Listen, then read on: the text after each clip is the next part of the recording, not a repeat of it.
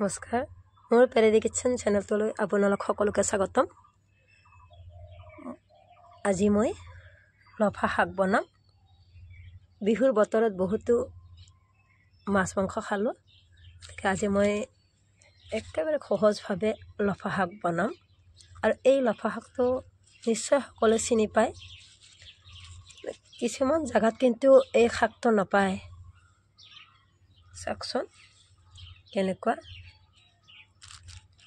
এবাৰ চিঙি লওঁ শাকখিনি। এনেকৈ চিঙি ল'লোঁ। তাৰপিছত কেনেকৈ বনাম চাই থাকোঁ আহকচোন। আলু লৈছোঁ,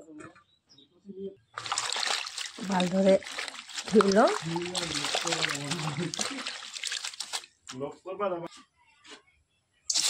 পানী দি দিলোঁ।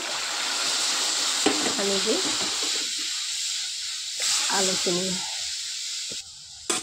আলুখিনি ইয়াতে সিজিবলৈ দি দিলোঁ। ঢাকনি মাৰি থৈ দিলোঁ। আলুটো সিজি গৈছে আৰু উঠাই থওঁ।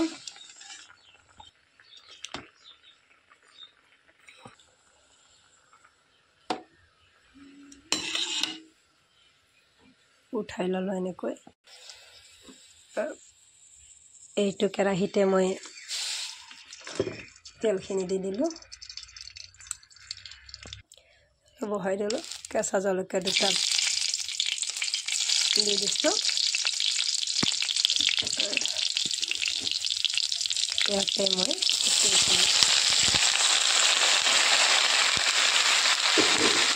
দি দিলোঁ।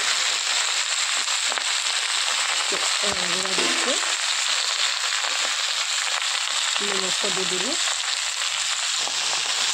এই লফা শাকটো বহুত টেষ্টি হয়। দালি নবনালেও খাব পাৰি। বেছি কষ্ট কৰিব নালাগে। বেলেগ শাক যেনেকৈ বনায় এইটো তেনেকৈ নহয়। এইটো অকণ ভাজি পানী দিব লাগিব। পানী নিদিলে নহয়, কিন্তু এইটো পানী দিলেহে ভাল হয় শাকটো খাবলৈ। এইটো এনেকৈ লফা শাক 2 মিনিটমান ভাজিয়ে পানী দিব লাগিব। এনেকুৱা জল বনাব লাগে, তেতিয়াহে ভাল হয়। ভাজি খালে ভাল নালাগিব। হৈয়ে গৈছে। এনেকৈ থৈ ৰাখি দিলে হৈ যাব। গতিকে আপোনালোকে এনেকৈ বনাই খাই চাবচোন। বহুত টেষ্টি লাগে। লফা শাক খাই ভালেই লাগে, কিন্তু বনাওঁতে এনেকুৱাকৈ বনাব লাগিব, তেতিয়াহ'লে খাই মজা লাগে। এতিয়া গেছটো নুমাই দিওঁ। হৈয়ে গ'ল।